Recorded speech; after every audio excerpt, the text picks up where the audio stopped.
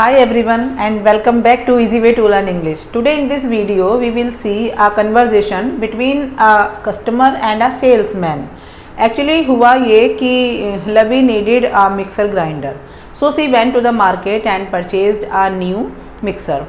But when she came back home and she tried to grind something in it, she found that it is not working properly. It doesn't work fine. She went again to the market to the salesman and complains her about that faulty gadget. अब हम देखते हैं कि वो क्या conversation करते हैं. Let's get started. Salesman, good morning ma'am, good morning madam, what can I help you, what can I help you. जब हम शॉप पर जाते हैं ना, किसी दुकान पर जब हम स्टार्ट करते हैं उस पर चढ़ना, तो सेल्समैन और वो जो शॉपकीपर है वो हमें पहले से ही पूछने लगते हैं, हाँ जी मैडम बताइए क्या चाहिए. तो वैसे ही वो सोच रहा है, उसने पूछा. जैसे ही रवि ने एंटर किया शॉप पर तो ही says good morning ma'am, what can I help you. मैं तुम्हारी क्या हेल्प कर सकता हूँ. लवी, yes I have a complaint. मेरे पास एक कंप्लेंट है, मुझे एक कंप्लेंट करनी है. आई हैव अ कंप्लेंट का मतलब है कि मुझे कंप्लेंट करनी है. ऐसा नहीं कि मेरे पास मेरे पर्स में या मेरी पॉकेट में कहीं कंप्लेंट रखी है, ऐसा कुछ नहीं है. मुझे कंप्लेंट करनी है. आई हैव अ कंप्लेंट मतलब मन में एक कंप्लेंट है. I bought this mixer grinder. I bought second form है तो सेंटेंस कौन सा हुआ, past indefinite. I bought this mixer grinder last week. मैंने ये मिक्सर ग्राइंडर खरीदा था last week from your shop, आपकी दुकान से. इट डजेंट वर्क प्रॉपरली अच्छे से, पूरी तरह से. इट डजेंट वर्क, ये काम नहीं कर रहा है पूरी तरह से. इट डजेंट वर्क प्रॉपरली, अच्छे से काम नहीं कर रहा है या करता है. सेल्समैन, लेट मी सी, मैं देखता हूँ या मैं देख लेता हूँ. लेट के बाद ना हम हमेशा ऑब्जेक्टिव केस ही लगाते हैं. जैसे लेट, अगर मैं देखता हूँ तो लेट मी लगाएंगे. अगर हम देखते हैं तो लेट अस लगाएंगे. यू का तो होता नहीं है, यू के लिए तो हम लेट का यूज़ करते ही नहीं है. बाकी अगर किसी थर्ड पर्सन के बारे में लगाएंगे तो लेट हिम लगाएंगे, लेट हर लगाएंगे. लेट ही या लेट शी या लेट आई या लेट वी या लेट यू, इनका यूज़ नहीं किया जाता है लेट के साथ. लेट मी सी, देख लेता हूँ. What is the problem madam, क्या दिक्कत है इसमें, क्या प्रॉब्लम है इसमें मिक्सी में. What is the problem madam. Lavi, the grinder makes too much noise. Makes मतलब है यहाँ पर शोर करना, शोर करने से मतलब है मेक का, करता है.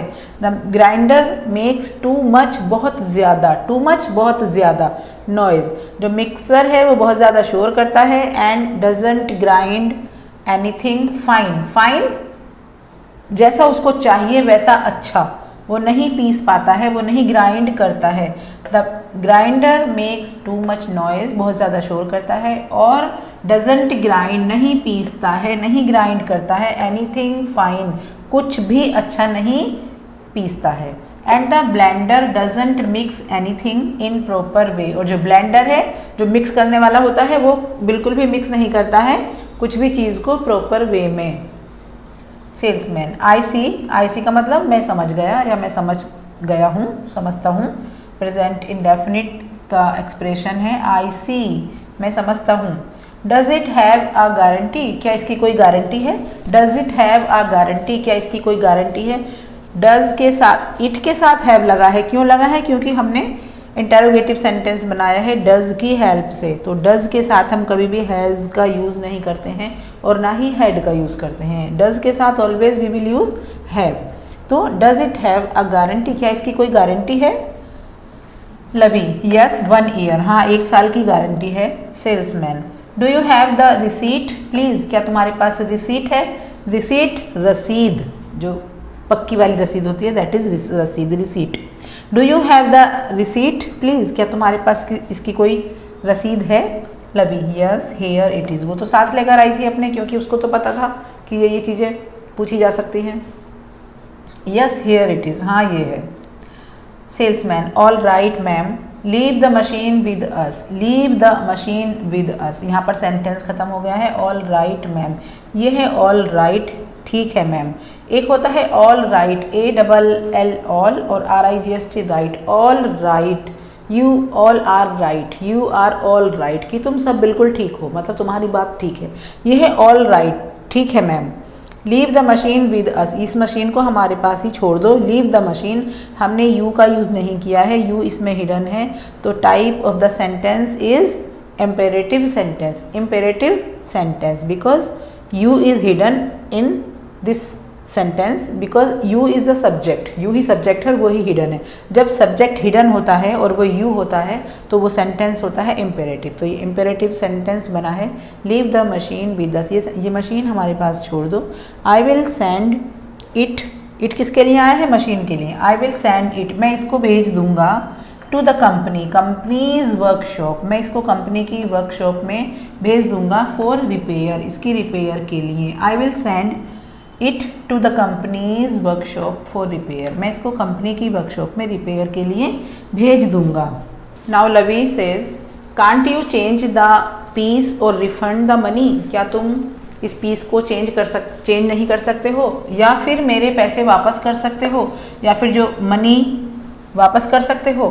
Can't you change the piece or refund the money, सभी के मन में ख्याल आता है कि या तो ये जो अब बेकार सी जो गैजेट था ये हमारा, या तो ये वापस ही चला जाए, या फिर इसका जो है मनी इसकी वापस हो जाए हमें सभी के मन में रहता है। बट वो जो शॉपकीपर्स होते हैं ना, सेल्समैन, वो कभी भी नहीं वापस करते हैं। Salesman, we will change the piece, हम इस पीस को चेंज करेंगे।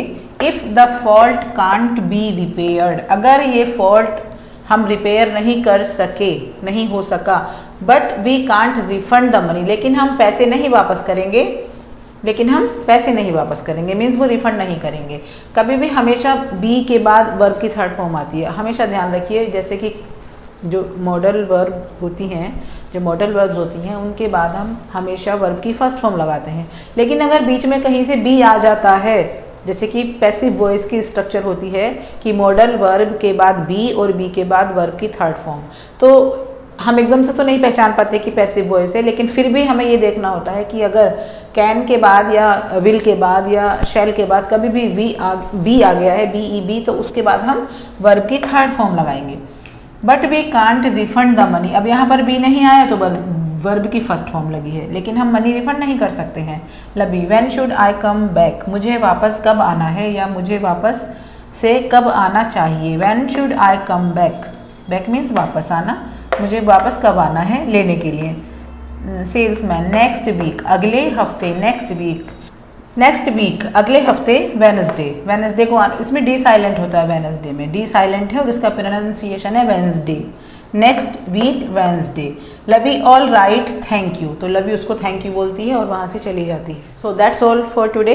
If you face any situation like this, then pick the words from here, pick the sentences from here and make your sentences in your own words, and keep practicing, keep learning, keep growing, and subscribe to my channel if you haven't, and please hit the like button. Bye.